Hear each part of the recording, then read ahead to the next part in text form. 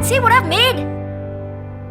Wow, that looks like our new home, huh? It's as simple as this to make your dream home come true with Bank of Baroda. Easy home loans in UAE and India with simple procedures, quick approvals and low interest rates. Dad, let's go for a drive in a new car. Let's go! Drive your dream car with Bank of Baroda. Speedy car loans at low interest rates. Imagine it and it can be yours. Bank of Baroda, India's international bank. Good evening, everyone. On behalf of the Indian Business and Professional Council, a warm welcome to all of you. To begin with our session, I hand over now to Mr. Pankaj Srivastava, Steering Committee member of EMTT Focus Group. Over to you, sir. Good evening, ladies and gentlemen, and warm greetings to IBPC members and guests.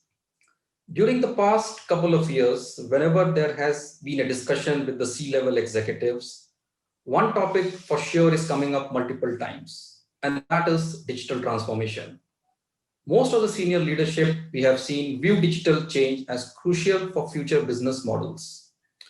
Not only we as individuals generate data, a massive amount is also created across a value chain of any industry. So the question comes, what is digital transformation? It is a process involving many building blocks and people within a company. To simply put it, digital transformation is a process of using digital technologies to create new or modify existing business processes, culture, and customer experiences to meet changing business and market requirements. The tremendous benefit of digital transformation are there for the taking across all sectors. And it is not limited to manufacturing or retail, hospitality, healthcare, banking. It encompasses pretty much all sectors and industries. New digital technologies have transformed the way enterprises engage with customers, gather intelligence, and do business. However, it is more than just becoming digital. It's about remodeling the business approach to improve efficiencies, reshape processes, and remodeling a culture of continuous improvement. A key to successful transformation is about keeping your strategy on track, being adaptable, and leveraging the opportunities innate in the increasing digitized world we live in. Another term we often hear is disruption. Again, disruption is nothing new. In fact, disruption is arguably a natural product of market economies. Processing technology, storage technology, communication technology, all these and other digital technologies are moving very fast in time. Our goal today is to give you the foundational elements to understand and keep that pace. Most importantly, hopefully you will get some idea about how you charter your very own digital transformation journey and be successful. So today, the EMTT Focus Group brings an expert panel that will exemplify the strategy and show you the path to action. So without further ado, let me introduce you to today's panel moderator, Mr. Samir Makhija, a veteran IBPC member. He heads business development at Infor, a leading provider of enterprise asset management solutions. An IT industry professional with more than 20 years experience, Samir will steer the panel to derive maximum value from this 60-minute session. From a housekeeping point of view, we will have a 10 to 15-minute Q&A session at the end of the panel discussions. So during the panel session, please feel free to ask questions by typing into your Zoom chat box. These will be taken up later during the Q&A. Once again, welcome to the webinar on digital transformation strategy to action. And I hope you enjoy and gain insights from this session. So over to you, Mr. Samir Makhija. Hey, thank you, Pankaj. Good evening, all. So as per McKinsey, the rapid migration to digital technology is driven by this current situation of pandemic is likely to continue. Now, I can tell you that we have a lot of supporting views from global analysts and the local researchers. But it became imperative to bring forward the perspective of digitization, which is closer to IBPC members. And what could have been a better option than IBPC members themselves, who can better understand the local context than the professionals, the business owners who are making difference and contributing to bring this change within their own organizations and their customers, and are also part of IBPC. With that, let me introduce our esteemed panel of panelists today. And I take an opportunity to introduce our first panelist, which is Mr. Neeraj Agrawal. Mr. Neeraj is board member of Crescent Group, a family firm operating in the UAE for over 42 years. And it comprises of Crescent Petroleum, the region's first independent and privately owned petroleum company, and Crescent Enterprises. The company conglomerates across multiple core sections of the global economy. For over 30 years, Mr. Agrawal has provided investments, international finance, and petroleum industry expertise to the Crescent Group, and in particular to Crescent Petroleum, Crescent Enterprises, Dana Gas, and Gulf Trainer Limited. And recently, in fact, Mr. Agrawal is also leading the technology and e-commerce related investments, along with various other business interests which the group carries. Mr. Agrawal is also a member of IBPC and ICII, and it gives me a big pleasure to welcome him in this panel. Thank you. Thank you. Thank you, Samiji. Our second guest is millennial, and we have been always looking for a different perspective and let me introduce Sophiya Faizal. Sophiya Faizal is director and second generation leader of KF Holdings, a privately held owned family company, which is steeped in more than 25 years of innovation and shaped by a mission to be different and makes a difference. Sophiya is heading the corporate strategy function at KF Holdings with a new energy, new initiatives, and the same signature disruptive spirit. She has placed technology, health, and wellness at the front of our strategic and social priorities at KF Holdings, has embarked on a mission to transform the healthcare sector. And definitely, Sophiya in her free time is an avid tennis player. Probably that's why the name also sounds very close to Sania. Okay, let me welcome Sophiya, and really thank you for joining this panel. Thank you so much. Hello, everyone. Our next panelist is Mr. Naresh Kothari, who is Managing Director, President, and founder of Intertec Systems, a regional ID solution and services specialist serving government, BFSI, and large enterprise sectors across Middle East and India. Mr. Naresh has been passionate about driving innovation around technologies such as artificial intelligence, cloud, Internet of Things, cybersecurity, and analytics. And under his supervision and deep understanding of the region, he oversees 550 plus employees and operations across 5 countries. He has been instrumental and something very interesting in advising many startups on their journey, challenges they must plan for growth. Please join hands in welcoming Mr. Naresh Kothari, Ms. Sophiya, and Mr. Neeraj Agrawal in this event to Digital Transformation Strategy to Action. Welcome. Thank you. With that, probably let's jump to what we are really here for, and hear the panelists' view on our topic, which is digital transformation strategy to action. Now, so maybe I can start with the lady here first in the panel team. Sophiya, in your opinion, really what is digital transformation, and where does your organization support or stand in the journey? Sure. So for us, how we look at digital transformation is you look at a business model and rather than looking at it traditionally and what's been done, you question how do you make it more customer centric? How do you use technology to make your product or service more customer centric? We live in a world where the customer demands a lot more now and a higher standard of service. So how can you leverage technology these days to provide that level of service, improving your efficiencies as well? So that's how digital transformation is for us. And that's what we've done in our businesses.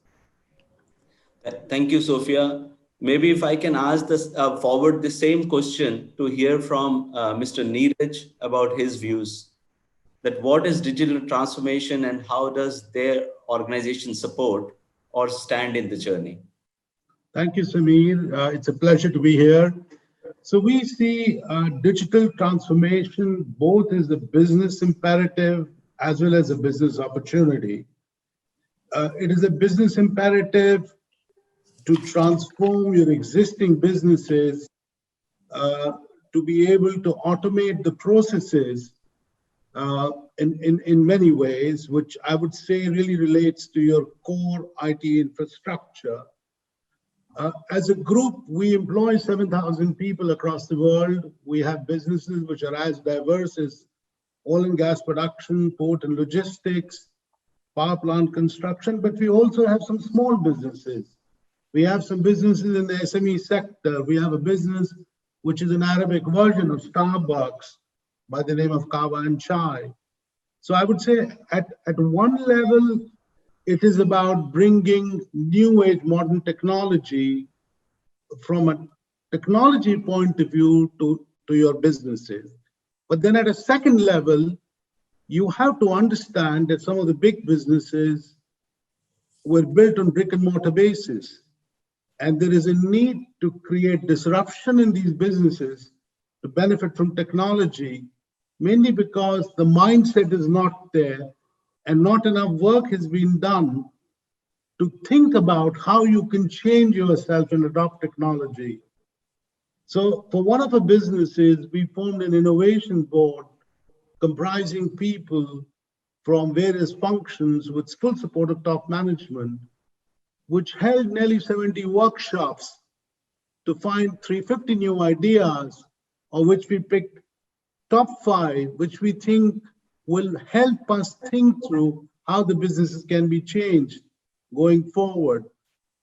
Now, let me take it to a small business in the same vein. Our small business before the pandemic was based on different systems which were really helping customers to walk into our tea and coffee shop and buy tea and coffee and walk away. And really 100% of our customers were sort of physical customers walking in, and these were at our outlets at Mall of the Emirates, DIFC, Marsal Seas. Today, that has completely changed. Pandemic forced us to adopt new way of thinking about it.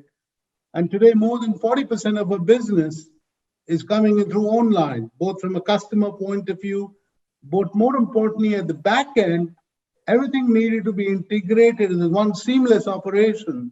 So this is a much smaller business compared to a large business, but yet digital transformation has helped us, even though the retail went down by nearly 50% all over the UAE, it has helped us to survive it and adapt to a new world. And then as an opportunity, as a corporate, we realize there's an opportunity to invest in businesses which will transform various industries through using technology. Uber is a living example of it, but this kind of businesses are happening in business like Fresh to Home. Fresh to Home is a fish farming business in India with such a large coastline where fishes arrive at 4 in the morning by the fishermen, and using a handheld device where the prices can vary from 20 rupees to 200 rupees, we actually use technology to get the most out of pricing. So that's an example of investing in technology, how it is changing. And I assure you, across the world, this is happening. You know, we started out in this journey of investment 5 years ago. 5 years now, we have invested in nearly 40 different opportunities. And it's a sort of a thing which will continue to present to everybody. I'll stop here, Sameerji. No, I appreciate. I think you really touched base the views which were very well apt for enterprises, for small and business, and definitely your examples were very practical. So thank you very much for that. Let me extend the same question to get views from Mr. Naresh Kothari. Mr. Naresh, please. Right. I think Sophiya and Neeraj have covered major part of it. I can only say what Sophiya said. At the end of the day, digital transformation has to be, if anyone is looking at it, then one should look at it on what's the outcome from whatever you're going to do out of it, and what's your customer focus. And the third area is what's your employee focus. So if you're getting into these three thinking very clearly, then anything that is possible, whether it's a SMB business or a large enterprise business, you can definitely take it across in all of those spaces. It's just a matter of thinking through what's your strategy and what do you want to achieve. At the end of the day, outcomes are extremely important. That's the short term because they've already said enough. So I think I'll leave it further from there. No, thank you very much.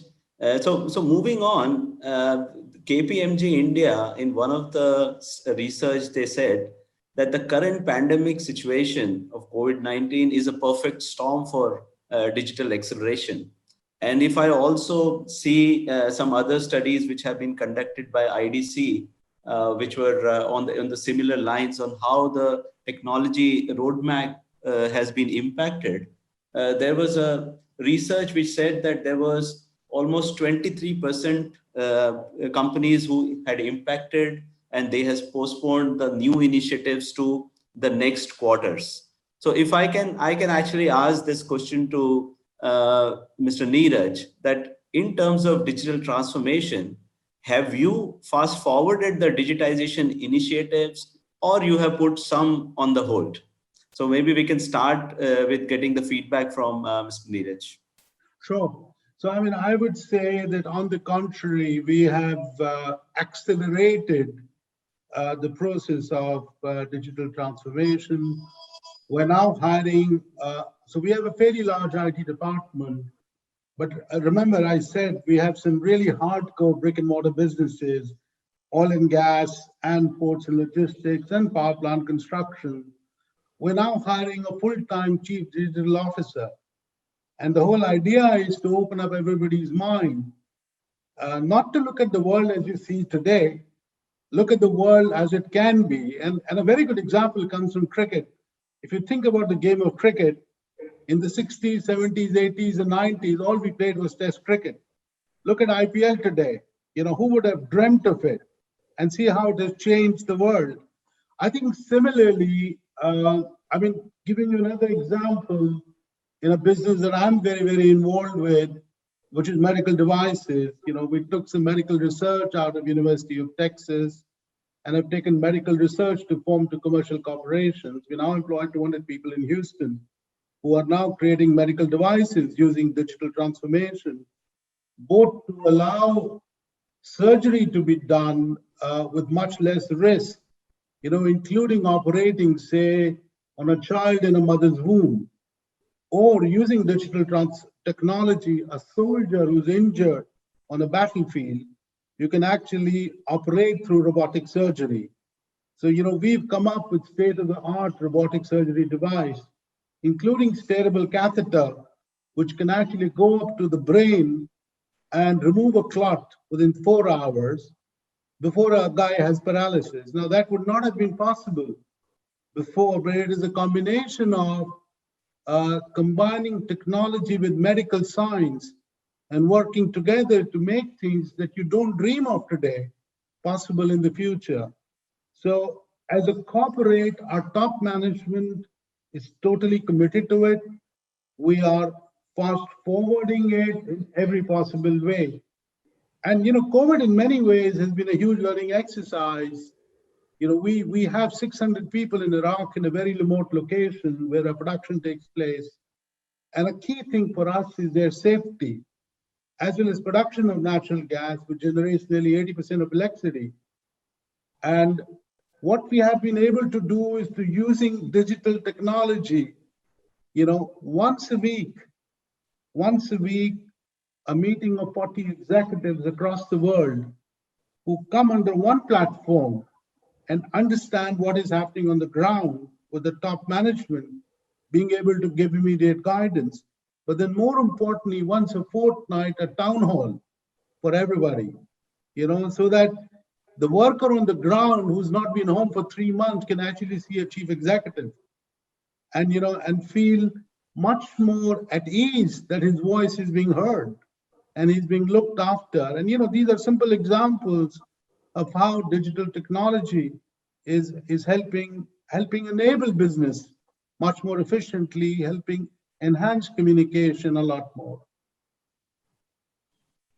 Thank you, Mr. Neeraj. And extending your point of this town hall, it just reminds me that we are not far that we will have the wine and coffee will be delivered to the individuals through courier, and we all will be able to participate at least through the video. So I don't see this as something which is not possible. Samir, you brought in a new thing now. Huh? So let's move this view to and get the views from Sophiya. And Sophiya, in your situation, that as an organization, have you fast forwarded the initiatives, digitization initiatives, or there has been some modification? I would actually agree with Mr. Neeraj. COVID has helped us in the way that, in terms of our tech strategy, any business we've started, we've always had that focus in mind already. But because of COVID, the adoption of these new ways of, especially healthcare, of people to receive different ways of healthcare has changed. Even government regulations have eased in terms of telemedicine, remote surgery, tele-ICU. So for us, COVID has helped us in this aspect that we're actually able to implement our plans much faster than we expected. So the system integrators working with you are actually into the full thrust and supporting you with the initiatives which you had started. It's a very good thing to know. So yeah. Moving on, we know that I was reading out something from McKinsey, and definitely things have to be taken up different. We talk about using AI and probably fresh data. My next question to the panelists, and I'll probably request Mr. Naresh to take this one to begin with, that can you really give us some examples of the project which you have implemented and what has been your experience? Maybe it will be good to share some use cases and really share that, how do you went ahead and ensuring that the value proposition was maintained. Thank you, Samir. Shall I take one or two cases here? So yes, the first one is a very simple one. I'll take it up. Is on, you see, the whole thing, as I said earlier, is customer centric. If you are, so then there's various things to think about. Even the simple things are worthwhile looking at it. This is a container terminal. So where there used to be 50 people standing in a queue to pay up their money and collect the receipt and then go and collect the containers.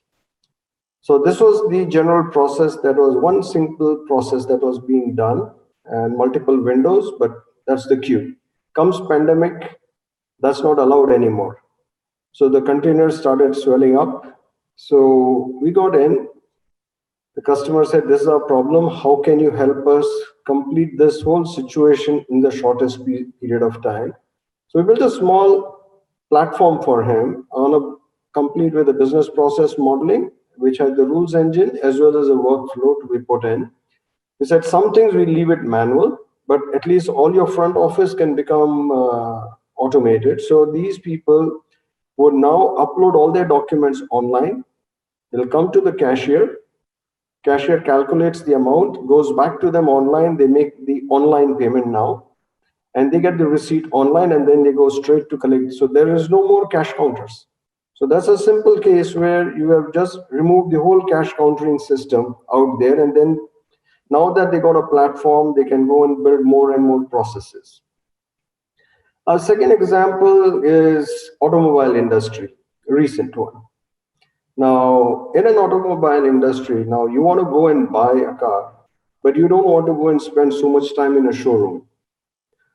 So here comes the video and digital technology being in use. So today video, we are all on it. And so we got that into an extension of how do we bring in AI with video and go ahead and bring the customer to go and see a car in every aspect online.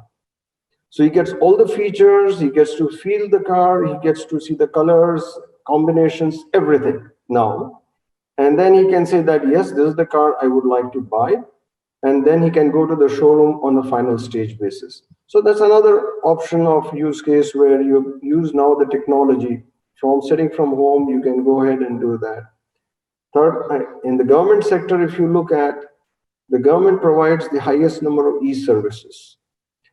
Now, when it comes to e-services, you had to do a lot of things manually. The response time would take anything from 2 weeks to 3 weeks to get a complete certificate or any license or anything being done. Now, we've gone ahead and built a whole platform. This customer was running about 10 services and pretty legacy, and hence the adoption of that was not there. At the end of the day, when you get into a digital transformation, the key success factor is an adoption of the same. If you don't have the adoption, then it's a failure. Now, here we've gone and built a platform, not from 10, we built those 10 services, they went in live, they went on from there. Today, there are about 100 services which have gone in, and the whole thing is being today with about 6,000 customers using it. What used to take 3 weeks to 2 weeks to 3 weeks is today being done in 1 day to 2 days. Delighted customers, whether they get the response online, straightforward, 1 day to 2 days. There's no thought process of when will I get and when do I make a decision. So these are some of the simple cases where from small to large that can be built up, and that's where it is. Now, with this digital transformation here, you created a lot of data for yourself. Now, the next step is how do you use this data to your advantage? That's where comes the analytics and the AI. So you can start doing a lot more automation further. So using this data, you can get into more of automation, build out analytics. You want to know about your customers, your employees, etc. And the best part with the digital transformation is creating transparency across. So that means you're building trust as well. So that's to give you some ideas now in this time. Thank you, Naresh. The trust and transparency, key output coming off, changing, and definitely I can see that a lot of benefits coming when these projects really get successfully implemented. But let's hear from Sophiya in terms of end user, like how she found that some of the projects which they have initiated in their organization, what was their experience? So one very interesting project we just launched actually, and we have a larger rollout plan, is the Tele ICU. So for example, India, we have a hospital in India. And if you look at India, India has 5,000 intensivists these people are doctors who look after ICUs, and around 300,000 ICU beds.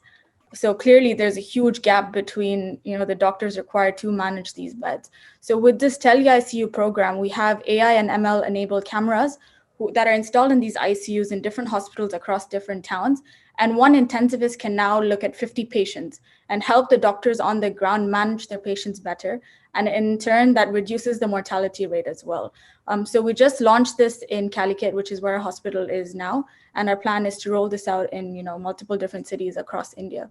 And that's the impact of which, using technology to roll out these different ways of delivering healthcare rather than waiting to train doctors, which takes too long, especially in this time. We can't wait for that. And so that's one project that we've done, and it's been working really great so far. I think that is very impressive and definitely very much something what the current time is really looking for. Yeah. This really got implemented fast, huh? Yeah, because absolutely. something we've been trying for a couple of years, so it's good to see that. No, absolutely. I think it's a very good initiative and a good implementation. So Neeraj ji did mention many digital transformation initiatives, but let me ask him that doing this projects, these initiatives, what were the key challenges when they were implementing this digital transformation strategy in their organization? Maybe let me start with Neeraj ji to have his views. Sure. So, I think twofold. Firstly, at an organizational level, we are a 52-year-old sort of organization. And although I've been with the group for 32 years, I'm still not considered old enough, So there are people who've been with the group for nearly 50 years. And, make no mistake, it's not a government job You have to perform every day. Our chairman puts in a good 16-hour day every day. So it's a very hands-on, performance-oriented kind of play.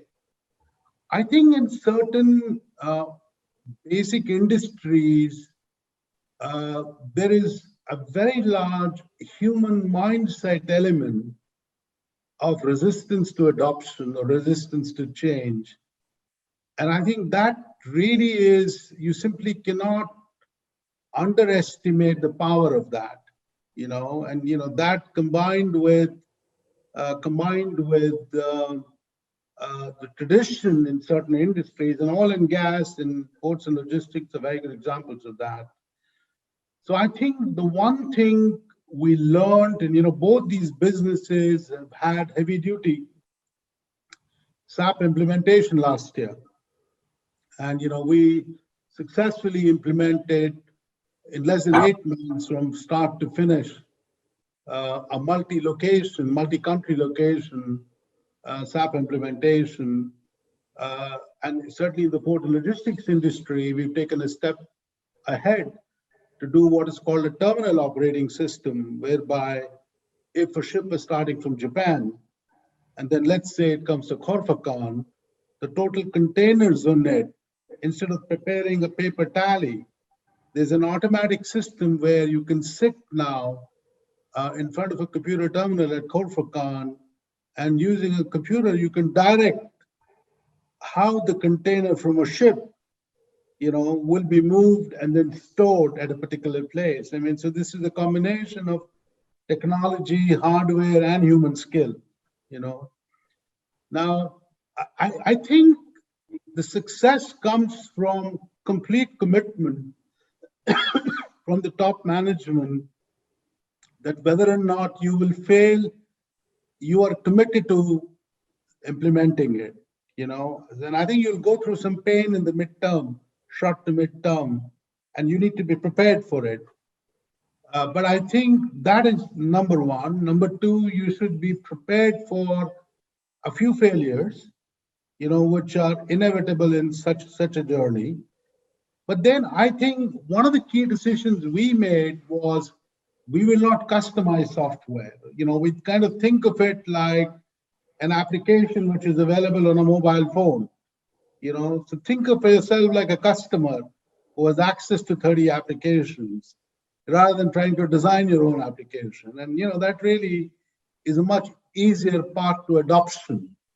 In other words, you modify your process to suit what's available off the shelf rather than trying to modify the software to suit your process. That allows you to implement something quick and dirty, get it going, and let that sink in within your organization, So I would say we faced a number of challenges in adoption, but I think through complete commitment of a top management.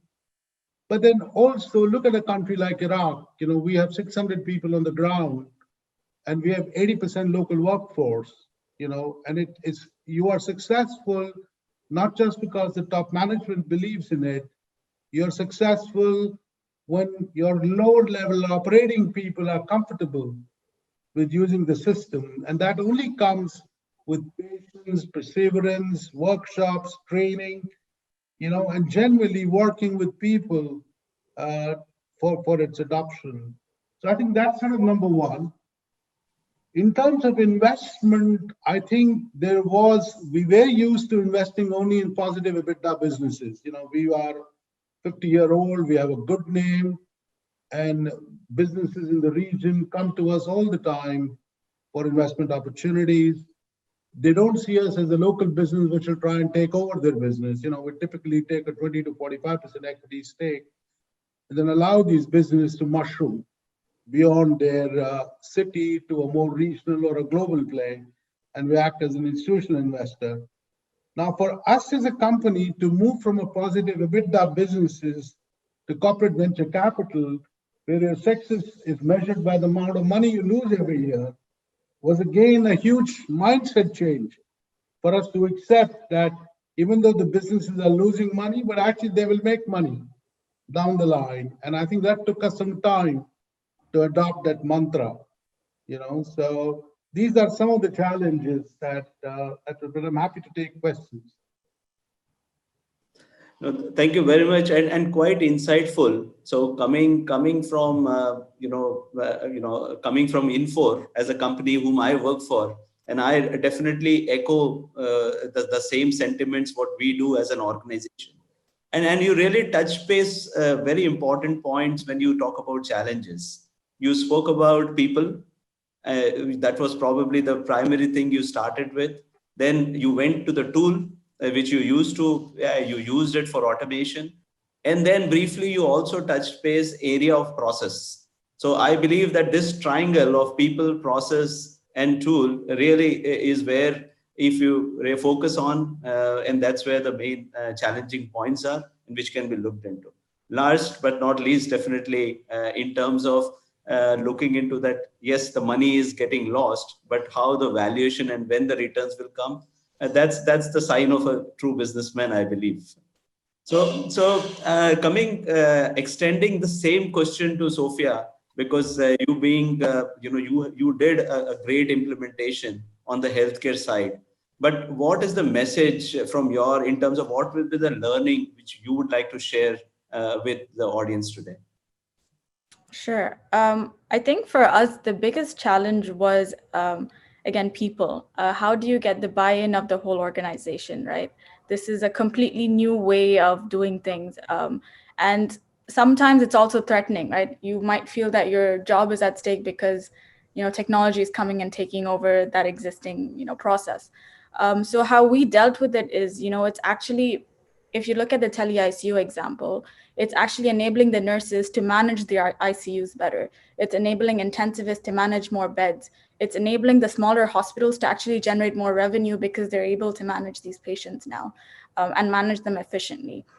So it all comes down to communicating. How do you communicate it to every level of the organization that this is not just for the sake of, replacing humans? It's actually to enable you to upskill yourself, and ultimately the whole ecosystem improves as well. So that's how we've looked at it. Yeah, so not necessarily the I would say pushing it, but giving them that sense of belongingness, and that how overall approach will be really helping them in their development, and probably everybody going together. Yeah, right. Definitely. I think touching base for any change management, Mr.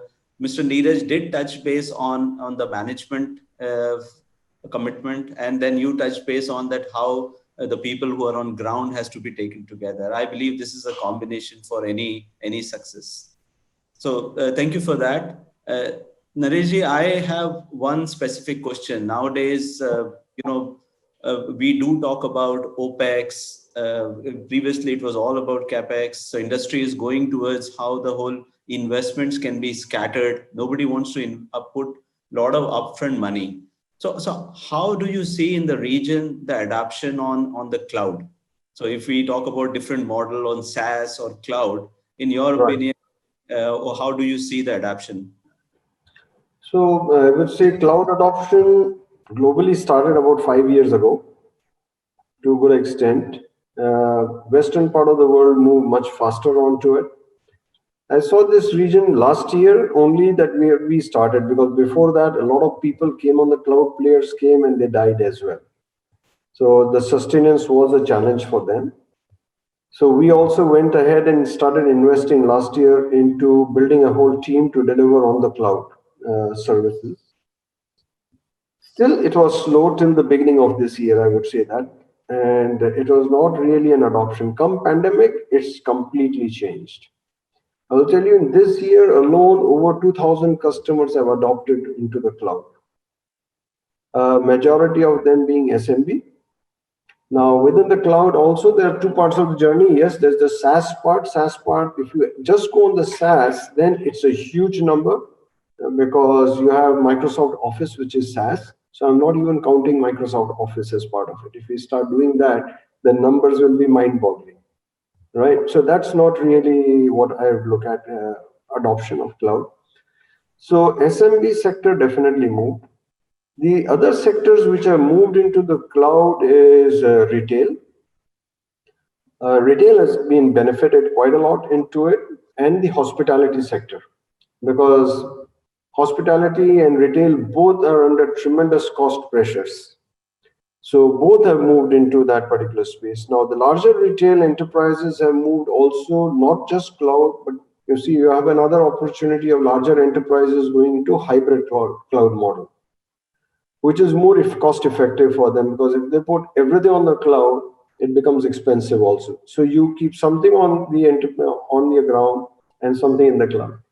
So these are you go into the hybrid cloud modeling there. The adoption side we are seeing increase, because the government, which was not moving into the cloud at the beginning of the year, we had a lot of interactions, but that itself is changing. The government enterprises are decided to move into the cloud. The banking sector has also decided to move into the cloud, which was not there. So all of them, with the pandemic change, we are seeing that, it's everything gone into a fast forward method. And I see that now going to continue to stay, because they are seeing a huge amount of benefits out of it with this adoption, because your manageability is much more easier, your availability has become much more easier, and your cost of managing the whole thing has become cheaper as well. And then you go on a demand basis. You don't need to invest all your money today for what you need maybe down the line 2 years. So if you go on a capex model, you put a plan and then you buy the whole equipment and hardware and infrastructure, everything today. But in this environment, you can really go on a proper OPEX method. So today, a lot of things, even the hybrid cloud is gone in an OPEX method. You don't need to really go in capex, even in the hybrid. So both of them are very much into that. And I see this is pretty much growing. And the larger enterprises also have started adopting on this one, including the DevOps, including going into AI, blockchain is all getting to move into the cloud environment in the process. So we see this journey pretty much fast forward now. No, absolutely. And when we talk about especially areas of artificial intelligence or blockchain, in fact, they are only feasible in a cloud setup, because that's where you're able to bring the data from various sources. Generally, on-prem technologies are very limited, and most of the players are offering on cloud. So, it becomes more imperative that the data is available to really utilize the new technologies. So, no, thank you very much for your feedback on this. Definitely, we see that as an organizations, whether we talk about Intertec or Crescent or with Sophiya, we see that you have adapted the changes, but definitely there is an impact on various industries as well.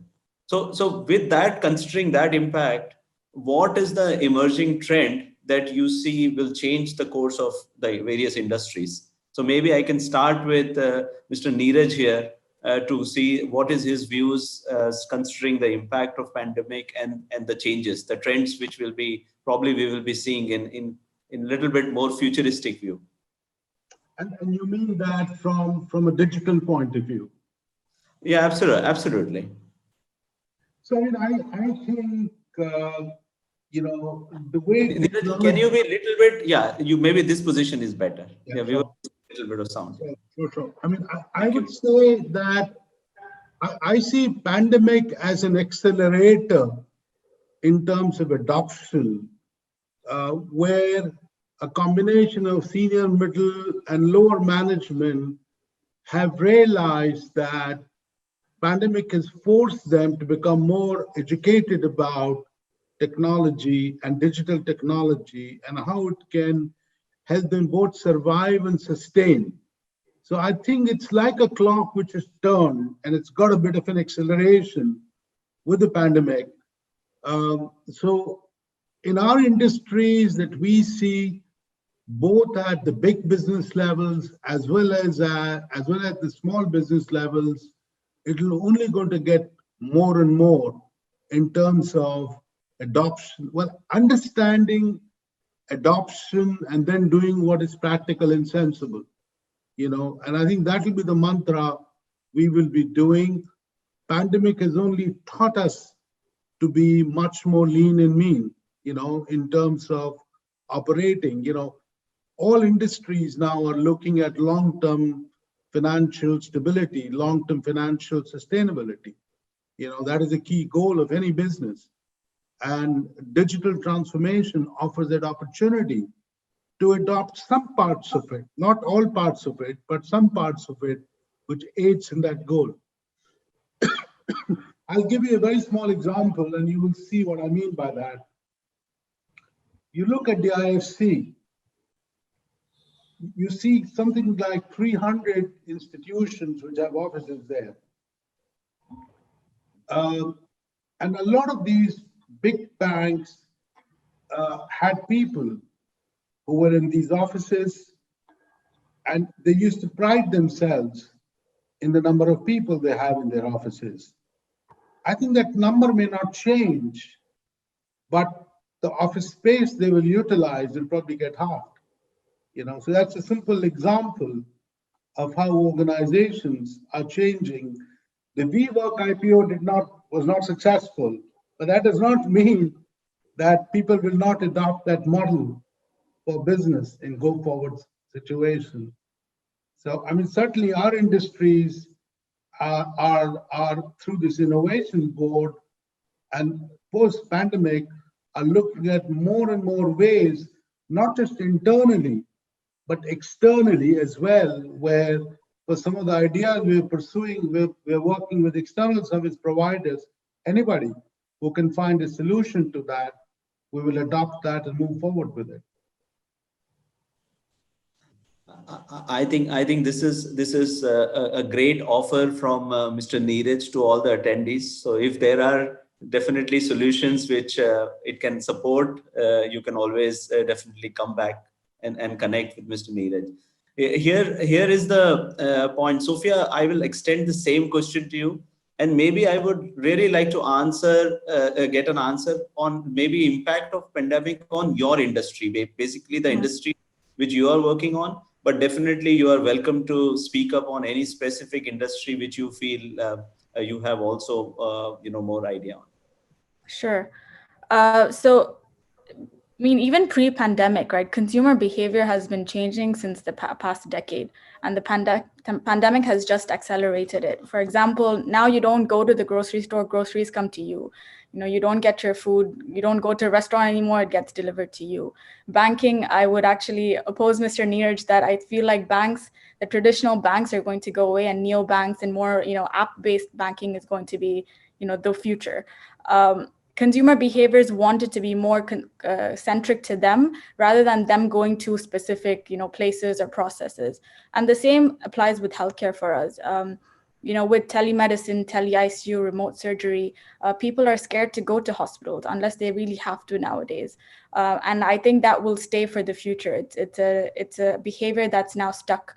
And so that's what we're adopting to as well. How can we leverage this using technology? How can healthcare come home to you rather than you having to go to a pharmacy, to a hospital, to a doctor? Can most of these services come to you unless you absolutely need to go to a hospital? That's how we look at it.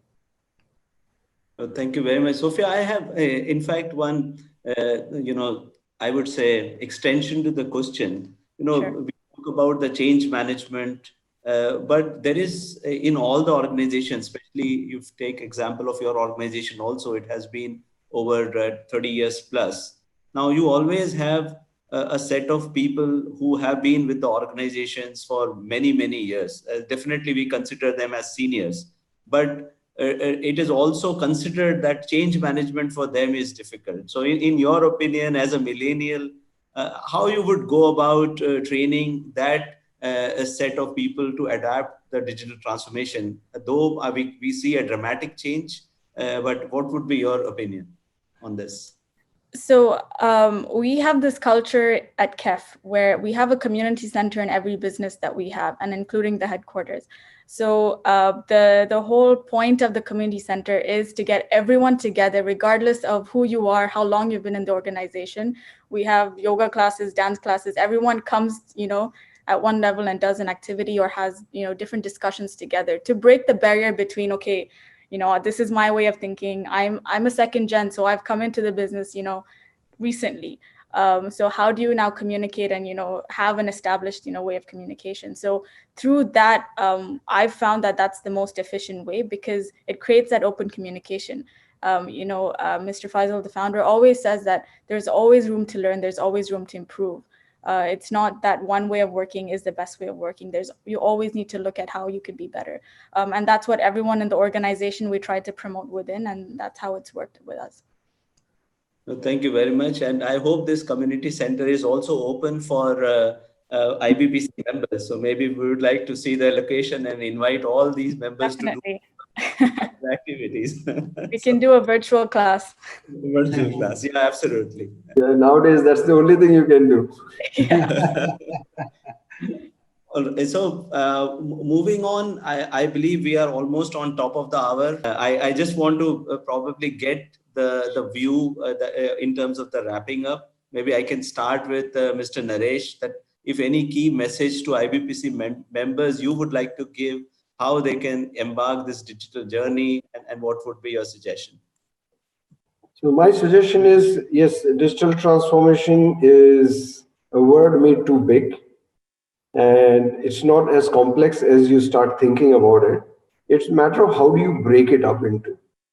You may be a smaller enterprise, as Neeraj said, it's been done in small to large enterprises, and it's very much doable across the board.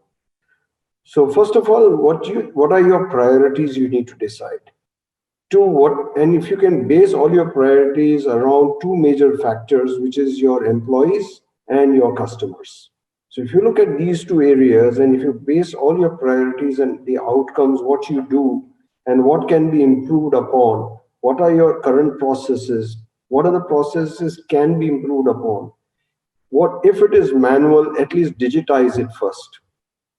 So if you have a manual system running on things, digitize it. That will be helping you at the first step. From there, look at what can you optimize it. So if you have, say, 5 steps of doing something, how can I do that 5 steps in 2 steps? And that's optimization. That means you're taking out redundancies out of the system. The other thing to think, which I said before, is look at it. Do you want transparency within your organization? Because digital transformation will lead to transparency. There is no way you can avoid transparency. So whether you want to keep transparency with your employees or your customers across the board, and that is bound to happen. Fourth thing is look at your digital transformation, not for the sake of it, but look at it. What are your outcomes going to be out of it? What are the benefits and ROI that's going to deliver? And you'll find there are quite a lot. You can really find that when you're implementing certain things, which the examples I gave you, one was the free zone where they've done over 100 processes. Now look at what they were doing over 3 weeks. So that means now their cash flow point of view and the collection point of view is being done within 2 days, 1 day to 2 days, because it's all online cash payment now. It's all digital money. So if you can create that, so that means you're turning around your cash. 10 processes is what they were running. Now they're running 100 processes on the same systems, what we put together. Now it's the same size of the team. That means their cost reduction is heavy. Now, if they were not doing that, that means you would have had a lot of people doing that job. So if you look at those aspects, there's a lot of opportunity. Every organization, I believe, has, but you need to look at that whole thing in a very different manner. But if I continue to look at, if I'm going to spend this money, I can do this manually far better. And I don't need to spend, yes, there is a cost benefit one has to look at, is not just for today, but you should look at the future. What are you going to drive for the future? Are you going to keep yourself competitive to be in the market or not? Because at the end of the day, the market is highly competitive. And if you want to be in the market, then in that case, you need to see, am I going to stay competitive? So these are some of the things I would say one can think about going into this journey. I think Neeraj and Sophiya have done it. So I think they can give still something better than what I've just said and corroborate it. Yeah, no, definitely. Thank you very much, Naresh. So Neeraj, I will basically pass on the same. What would be your advice to the members who are attending the session today, and how really they should go about, considering that we have a real variety of members who comes from professional background, from small and SMB or an enterprise. So what you would be probably as a message? So, I mean, I would say, firstly, most businesses, whether large or small, already have achieved a certain level of automation by way of computerization. The next level of value, which will come to the business, has to come from an employee-driven innovation. And what we found were two ideas that we felt were very helpful. You know, it's a little bit like reaching every corner of your organization and ensuring not only your top manager, but your office boy is IT savvy. And in reality, people are not. You know, people have problems daily using their computers, with their screens, with their windows, with their...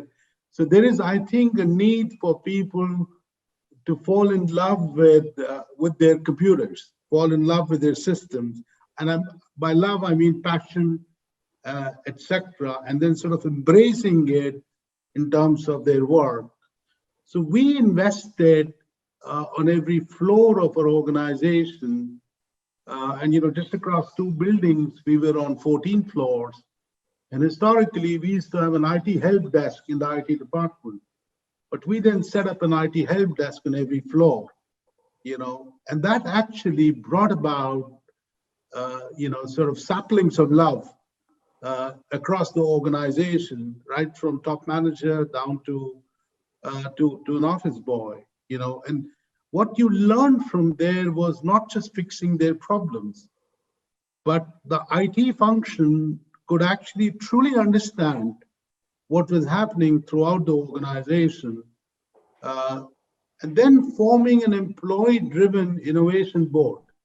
You know, to me, your success will not always come top-down. It has to come from your employees. And, you know, we are a very, very employee-driven organization. You know, people work for us a long time, and we value people. We have nearly 109 nationalities working in our company. So to me, those 2 things, I mean, of course, Naresh has covered all the things, but I would say these 2 things, I think, are critical to drive the next level of efficiency. And finally, I would say, you know, change is inevitable. You know, we should not fear it. We should adopt it. And, you know, we should adopt it not only for survival, but also to make it a success in terms of next round of changes. This world will be very different than, you know, what we see today. You know, I live it every day. You know, I have a business of medical devices out of Houston, and that's run by a guy who was a petroleum engineer with Exxon, and then he decided to become a doctor, to become a neurosurgeon. He's one of the top neurosurgeons in the world today.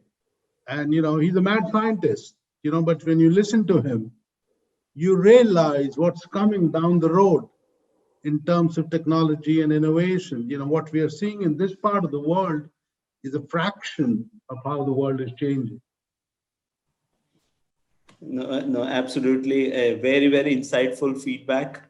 So, Sophiya, if I have to extend the same thing, how you will wrap up and your advice to all the members from your side?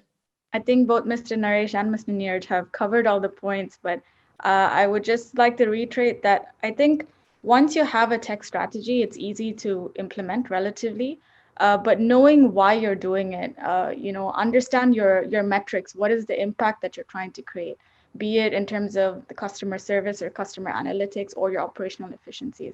I think it's crucial that you spend time on first understanding what your metrics are. And what I've experienced is that once you have those in place, aligning the organization becomes easier towards implementing your goal. Otherwise, I've seen different teams want different ways of digitizing or going digital. Once you know what you're working towards and your metrics are defined, then you can prioritize, okay, this is what we can do first, and this is the roadmap that we can achieve. So that's all. So in short, the line of business initiative should also become the corporate objective. And if you align it better, then it is always easy to give all the, I would say, pressure to it, and we can go all about it. So thank you very much, Sophia. Though I asked one couple of questions which were part of the chat, but I have one more question which I found it very interesting and more driven to sales and business development. Maybe I can request Mr. Naresh to answer that. In this current pandemic situation, the personal meetings have reduced. So what will be, your message that how really the sales and business development teams are adapting to connecting with the customers? Maybe some feedback on that. What would be the innovative methods or the new methods? But again, this question is open for all panelists. If anyone of you want to take it up. So this is a choice, and this will be probably the last question also before I hand it over to Amir. Sure. No, it's a challenge. It's not been easy. See, customers were used to face-to-face meetings. Relationships get built face-to-face when you meet up. But the moment when you're not face-to-face and you're going to meet them on the video, and for the first time when you're going to meet them, it's not going to be easy because you have no emotions, you have no development of that or something that is there with you. And so there is we had this challenge in the first 3 months from March to June, but we have overcome that substantially. So this has brought in a lot of change in the way we've been doing business and the way we have been looking at going forward. So why will Neeraj ji give me time to meet? Or Sophiya will give me time to meet? That's what you need to think about. So basically what we're discussing is outcomes, and outcomes by their vertical industry. So if you start looking at that and you start planning what's the outcome and what's the benefit I can provide to them, and there's a key message, and then you send it to Neeraj ji and say that, okay, I want to meet with you and I want to talk to you, and there's something interesting you have for him, he will definitely meet with you. This is what we have seen right now, that we are able to connect. For the first time, we are seeing a big change in this, where we are getting the CEOs of companies on video calls for the first time, who we have never had been able to meet up before, when we are trying to meet them through their office. So when we had, so those are the CEOs today, they have also become online savvy. So that's a change. And we had the right messaging for them, right subject matter for them, and the right presentation for them to look at it. And they were on the call. They very much sent an invitation to us saying that, guys, come on the call and let's discuss way forward and what we can do together.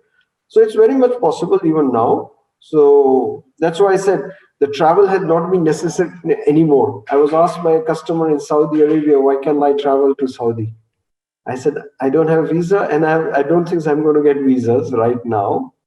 To tell me how will I make a difference? I know we have to have a dinner together, and that we can afford sometime, but let's get on to discussion of socialization as well as be able to talk business. So both becomes quite easy. It's up to you how you approach it. But now if you want to make a sales call over the video, of course, it's not going to work. You'll be thrown out. Yeah. No, thank you very much, Naresh. And I can tell you that we have many questions coming up, and probably last question, since we all talk about digitization, and if there is more automation, digitization, this also comes with compromising on security. So this is the last. If you can touch base a little bit on the security, and we'll probably wrap up on there. Sure. So coming back to digitization, when you're adopting that, and if you're adopting cloud, two things is you're opening up your systems, you're opening up your networks, etc. So extremely important to implement security, bring in security policies in place. And if they are not in place, you're bound to be attacked. And today hackers are all over the place available, and they'll hack into your system. Very straightforward. And there's ransomware running quite a lot. And if the ransomware attack is on your system, that means you lost it. Unless you've ensured you have enough backups available of it, because sometimes you leave the backups also get destroyed with the ransomware. So coming back on digital transformation has a different level of investment on security very much needed. And if you are a large enterprise, you have a lot of other things which are required other than maybe you want to look at single sign-on. You may look at some other aspects also, which are extremely important to look at. So thank you very much. I think with that, I pass on to Ameya to wrap up this particular session. Thank you all from my side. Thank you, Samir. Thank you, Samir. Thank you, Samir. Thank you, We had a very nice session today, and we had a very nice panel. Industry veterans like Mr. Naresh and Mr. Neeraj, and young business leader like Ms. Sophiya. Thank you very much, everyone. Key takeaways were Mr. Neeraj said, change the process rather than change the software. This was very nice. I hope our IT team is watching this webinar today. And you also stressed on top management commitment, and there will be some pain during the transition time, which is okay. We all need to absorb the pain for a while. Your last line was very nice when you said fall in love with the computers and systems. This is what all of us need to develop. Miss Sophia, you mentioned about tele ICU. This is something that we have heard for the first time, that tele ICU, doctors treating patients and looking at the ICU from remote places with help of AI and machine learning. Excellent. You have started this flagship project in India in Calicut. So my congratulations and best wishes for this initiative. Ms. Sophia also mentioned about consumer behavior, that now the consumers will not go to the service provider or to the point of sale, rather they expect these services to come to their doorstep. So very nice recommendation there.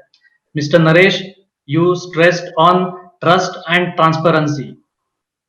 And you also gave a very nice real life example about the container terminal. This was very nice. We all have seen these queues at the Saudi border and Oman border. So this container terminal example was very nice. You also mentioned that even the small enterprises did not consider this as a very big monster, the digital transformation. Rather, you can break it into smaller tasks and chew the tasks piece by piece. The best part you mentioned is about the priorities, that keep your employees and the customers as your priorities and try to build the digital transformation around them.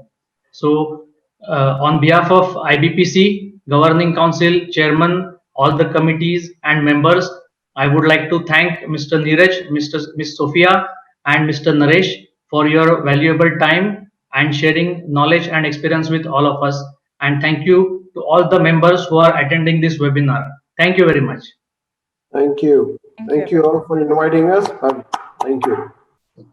Thank you. Thank you. Thank you, Sophia. Thank you. Thank you. Bye. Thank you.